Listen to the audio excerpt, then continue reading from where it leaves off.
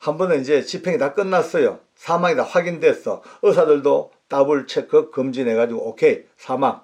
검사도 확인하고 사망 해가지고 이제 수술대 눕혀서 안구를 적출하는데 갑자기 그 죽었던 사형수가 푸 하고 숨을 쉽니다.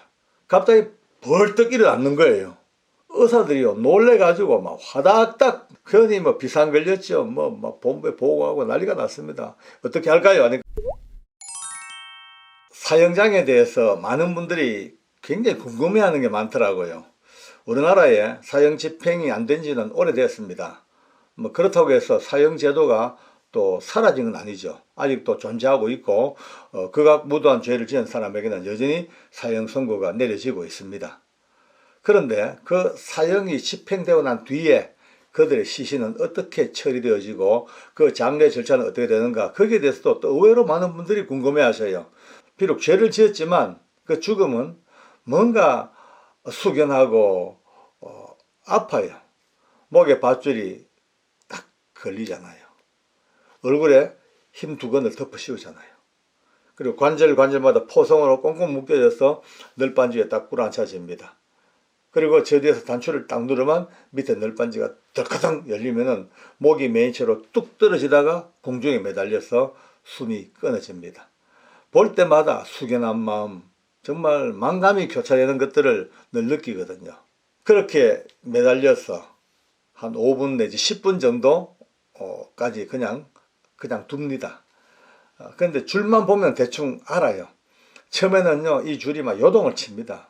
그렇겠죠. 답답하니까 괴로우니까 막 요동을 치다가도 그 줄이 이제 천천히 조용히 딱 이제 정지합니다. 이제 거의 숨이 끊어지는 거죠. 그러다가 마지막 한두 번 정도 출렁출렁 하는 때가 있더라고요. 마지막 이제 숨이 끊어지는 단말마에 이제 마지막 이제 발버둥이겠죠. 그리고 다시 조용해집니다.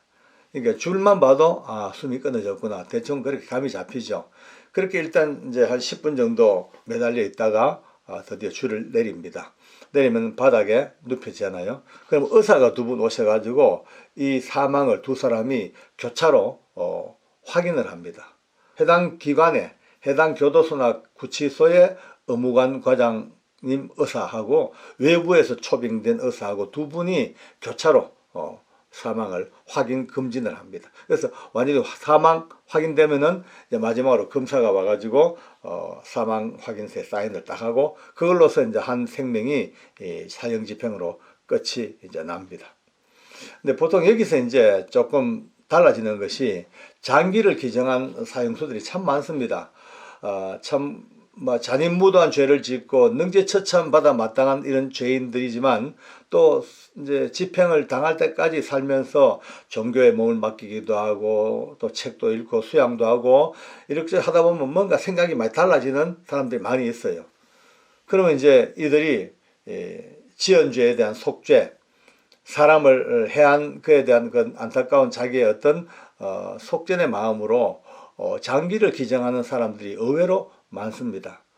어떤 사람들은 눈만 기정하는 사람도 있고 어떤 사람은 자기의 신장, 어떤 뭐 폐, 장기 모든 걸 다 기정하기도 하고 또 어떤 친구들은 자기 모든 장기는 장기대로 다 기정하고 시신도 병원에 기정하니까 해부 실습용으로 사용해 달라 이렇게 이제 미리 동의를 해 놓습니다. 그럼 이런 사람들은 집행이 끝나고 사망이 확정되고 확인되고 마지막 사인 끝나면은 바로 시간이 급하니까 바로 병원으로 이송을 합니다. 이송해가지고 병원에서 장기를 필요한 사람들에게 빨리 연락해가지고 와서 장기 적출해가지고 바로 새 생명을 나눠주는 그런 일들도 참 많이 있습니다. 또 이제 안구를 기정하는 사람이 있어요. 눈을 기정. 눈 기정은 뭐 알다시피 각막을 이제 적출해가지고 가니까 바로바로 해야 됩니다. 주로 이제 집행 딱 끝나면 뭐 그 사형장 지하실 쪽에 있는 간이 수술대가 있어요. 거기에서 시신을 눕혀놓고 사형수의 각막을 이제 적출합니다. 아주 충격적인 이야기가 하나 있습니다. 한 번은 이제 집행이 다 끝났어요. 사망이 다 확인됐어. 의사들도 더블 체크 검진해가지고 오케이 사망.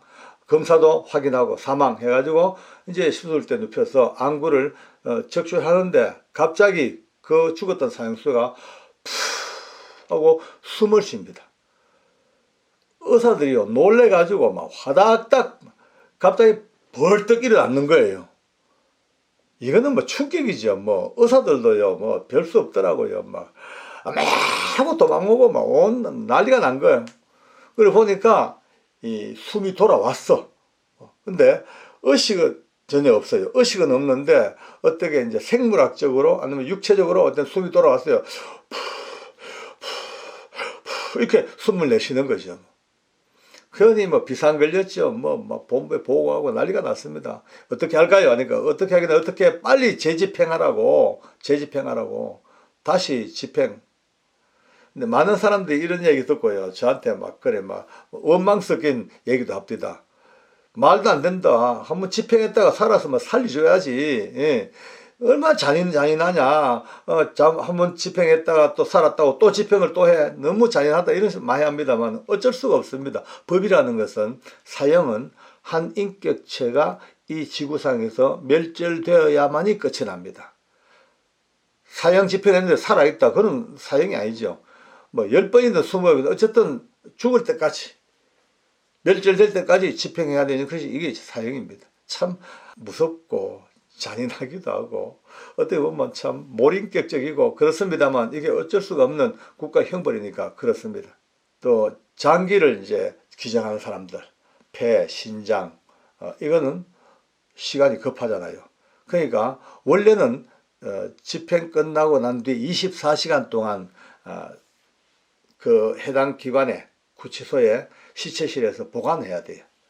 24시간 동안 이제 의사가 검진했고 검사가 확인했지만 또 플러스 24시간을 그 교도소 내에서 딱 시체로 있다가 이제 24시간 후에 가족들에게 내어주든지 아니면 뭐 장례 치든지 그렇게 절차가 이루어집니다.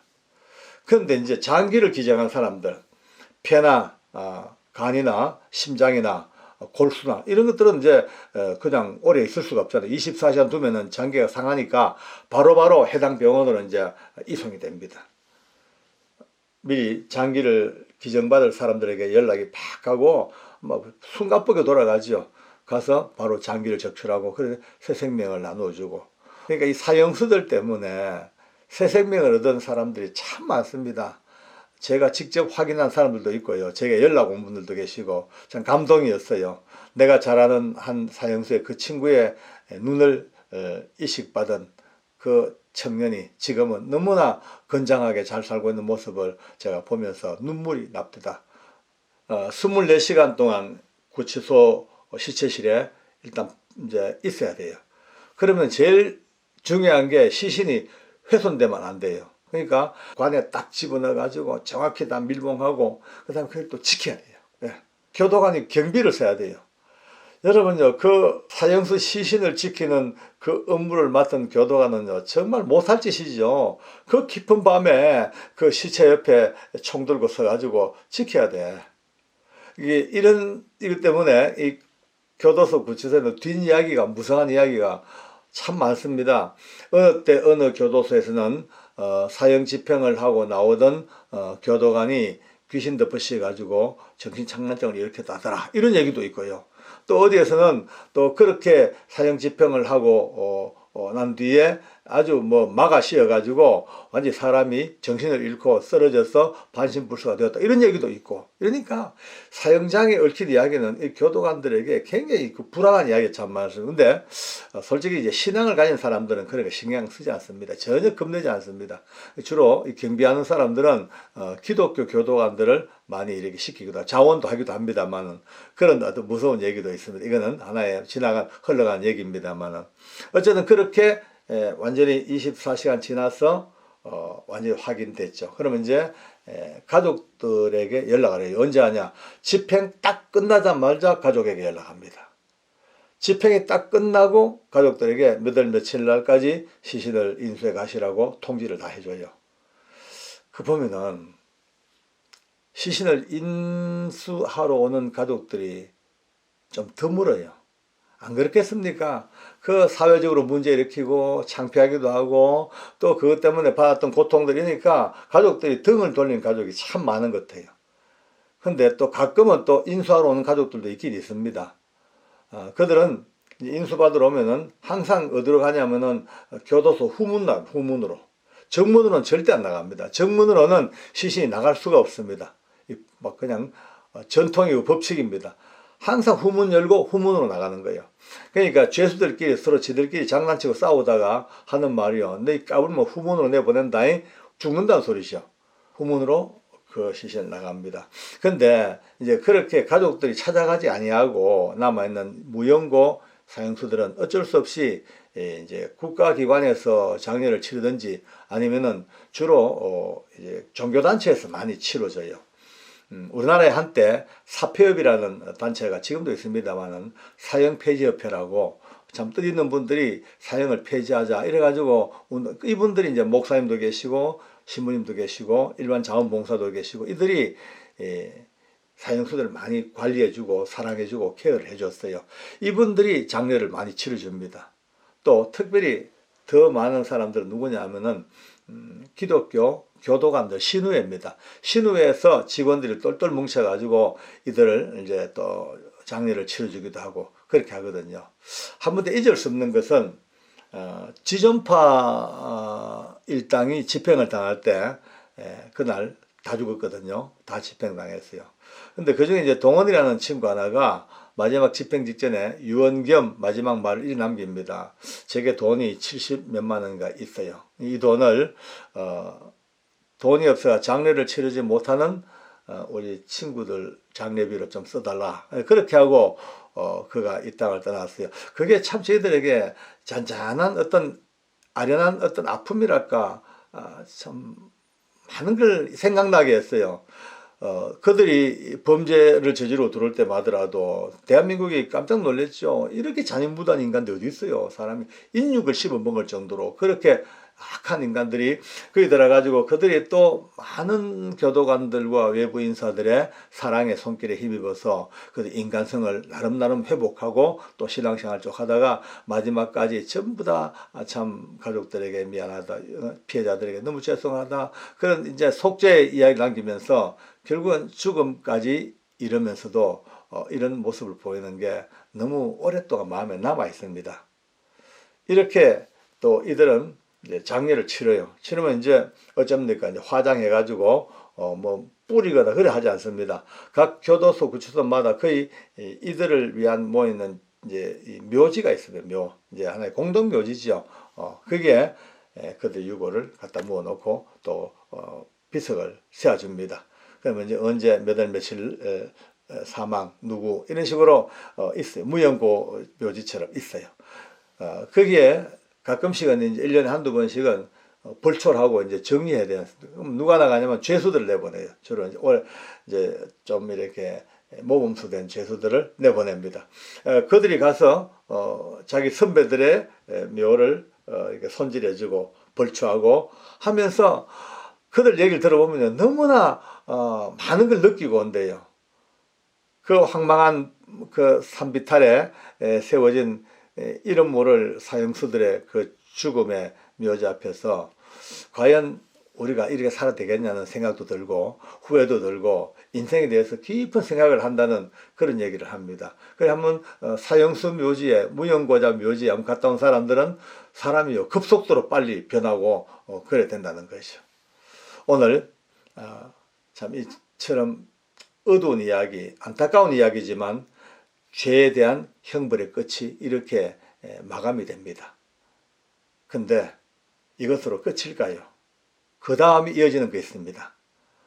이 이야기들은 제 영상에서 쭉 찾아보시면 많은 것들이 이제 해답이 줄 겁니다. 오늘은 사형수들이 집행 이후에 그들의 시신은 어떻게 처리되어지고 장례는 어떤 절차를 이루어지는가 여기에 대한 이야기로 여러분들에게 들려드렸습니다. 오늘은 여기까지 하겠습니다. 감사합니다.